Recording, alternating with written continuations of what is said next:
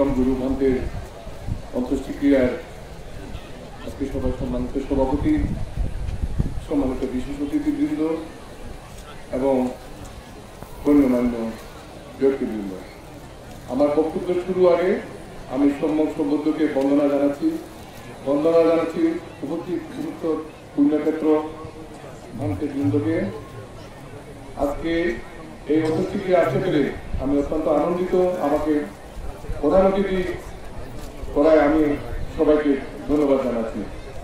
আমি রাঙামাটি পার্বত্য জেলা পরিষদের চেয়ারম্যান, বিগত নভেম্বরের 10 তারিখ আমি চেয়ারম্যান হিসেবে যোগদান করেছি।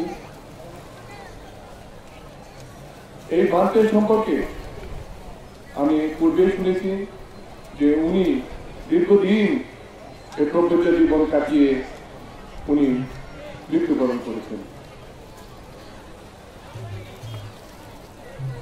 এবং আমরা জানতে পারি যে এই প্রবৃত্ত জীবনের পরেই উনি পরিনির্বাণের পথে অগ্রসর হয়েছেন। বৌদ্ধ ধর্ম কি? একদিন আমাকে এক বিদেশি প্রশ্ন করছিল, বুদ্ধিজম। আপনাদের যদি প্রশ্ন করি আপনারাও বলতে পারবেন না বুদ্ধিজম কি। তো বুদ্ধিজম আর কিছু নয়।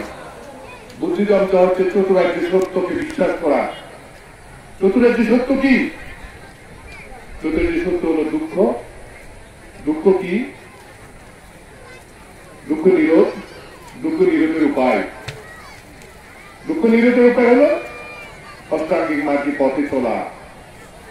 সেটাই বুদ্ধ বলে গেছেন যে এই নীতি যদি তোমরা অনুসরণ করো তোমরা দুঃখ পাবে না, তোমরা তৃষ্ণ হতে মুক্ত হও, তোমরা লোভ থেকে মুক্ত হও, তাহলে তোমার জীবন সুন্দর হবে, তোমার পথ পরিষ্কার হবে। আমরা সেই পথে চলার চেষ্টা করছি। পৃথিবীতে অনেক বুদ্ধির জায়গা আছে। আমার সৌভাগ্য হয়েছে চাইনা থেকে সবাই হয়েছে। আমি থাইল্যান্ডে গিয়েছি।